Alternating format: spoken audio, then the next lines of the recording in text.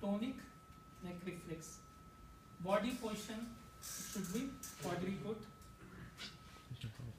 Extension of the head will give rise to extension of the upper limb and flexion of the lower limb. Flexion of the head will give rise to flexion of the upper limb and extension of the lower limb, which is present from birth and 4 months to 6 months. Symmetric tonic neck reflex, the position should be quadripod. Quadripod, you know, isn't it? Yes. Okay. The stimulus, if you extend the head, upper limbs will extend, lower limbs will flex. If you flex the head, lower limbs will flex and upper limbs will flex and lower limbs will extend. It is directly related with head and upper limb. If you flex the head, both the upper limbs will flex and lower limbs will extend. If you extend the head up, upper limbs will extend and lower limbs will flex. This is called symmetric tonic neck reflex. Okay, it should appear from 4 months and it should disappear by 6 months. It is called symmetric tonic neck reflex. The third reflex is tonic labyrinthine reflex. Okay, the body position is supine or prone. Okay, if it is in supine, extension tone increases in all the limbs, which is normal, which is abnormal from birth. Okay, in prone, okay, flexion increases, which is normal from birth to 3 months. I'll show some pictures if I have.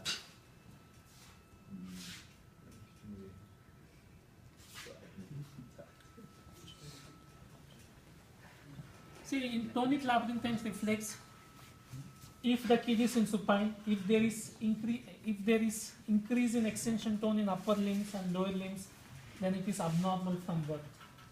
If you are putting the kid in prone line, if there is increase in flexion tone in upper limbs and lower limbs, from birth to 3 months it is normal. Understood? This is called tonic labyrinthine reflex. The next one is positive supporting reaction and negative supporting reaction. In positive supporting reaction, hold upright by the child's axilla, lift and bring down so that the sole touches the plinth. Extension of hip and knee with plantar flexion of ankle, which is present from birth to 3 to 4 months. Okay. Positive supporting reaction, hold the child under the axilla, just come and touch the sole of the plinth. Okay, there will be flexion, extension of the hip and knee with plantar flexion at the ankle. Understood? Extension of hip and knee with plantar flexion of the ankle is called as positive supporting reaction. Negative supporting reaction, the same. Okay, hold the child under the axilla, come and touch the sole of the plinth. The kid will suddenly sink down. Understood what I am talking? So child sinks, sudden flexion of the lower limbs, which is present from birth to 3 to 5 months, which is normal. Okay. Positive supporting reaction and negative supporting reaction. In positive supporting reaction, hold the child under the axilla, come and touch the sole of the plinth.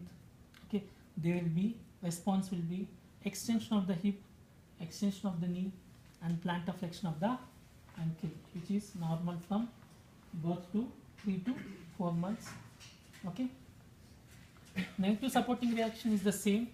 Hold the child under the axilla, come and touch the sole of the feet.